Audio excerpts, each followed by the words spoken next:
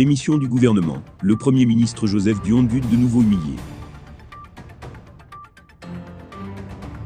Joseph Dion-Gut a été désigné par le chef de l'État pour le représenter et présider les obsèques officielles du ministre des Mines, de l'Industrie et du Développement technologique, Gabriel Dodon-Dock, tragiquement décédé des suites de maladie le 21 janvier dernier à l'hôpital de la Caisse.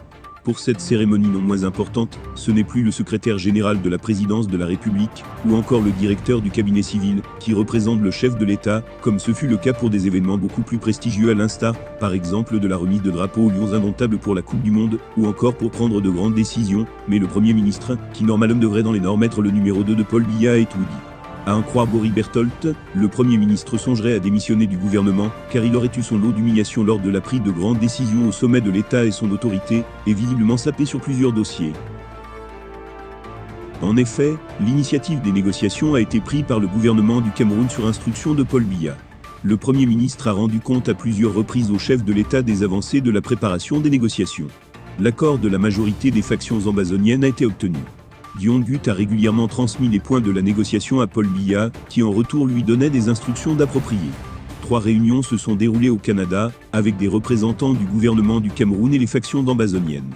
Aujourd'hui, après le démenti de René Emmanuel Sadi, sur instruction du secrétaire général de la présidence de la République, Ferdinand Gongo, le Premier ministre, Dion-Gut, se sent affaibli, pleure régulièrement dans son bureau, et ne cache plus son envie de partir.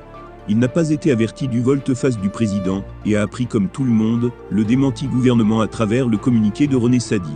Dion-Gut est d'autant plus mal, que derrière ce camouflet se cachent les manœuvres de 2 de ses adversaires redoutables, adeptes de la poursuite du conflit dans le Nozo, Paul Atanganji et Ferdinand Gongo. Dion-Gut estime avoir déjà été suffisamment humilié par Paul Biya face à Ferdinand Gongo, et ce sur de nombreux dossiers. Cette fois-ci c'est la goutte d'eau, qui fait déborder le vase. Car, le Premier ministre, Dion-Gut, diplomate de formation, très apprécié des chancelleries occidentales, a perdu la face. Son autorité semble définitivement bafouée. Désormais, il veut partir. Il n'en peut plus, indique Boris Bertolt. Concernant le défunt, Gabriel Dodon-Dock, il sera inhumé le samedi 18 février 2023 à Batouri, département de la Kadai, région de l'Est, laissant une veuve et 7 enfants. Ce vendredi 17 février, après la mise en bière à la morgue de l'hôpital général de Yaoundé en présence du chef du gouvernement Joseph Dion-Gut, le programme prévoit une messe à la cathédrale Notre-Dame des Victoires de Yaoundé. L'inhumation suivra à Batouri dans la région de l'Est samedi. Eh bien chers abonnés, c'est ainsi que nous arriverons au terme de cette édition. Espérant qu'elle vous a plu, n'hésitez surtout pas de nous laisser un commentaire. Merci et à bientôt pour une nouvelle édition.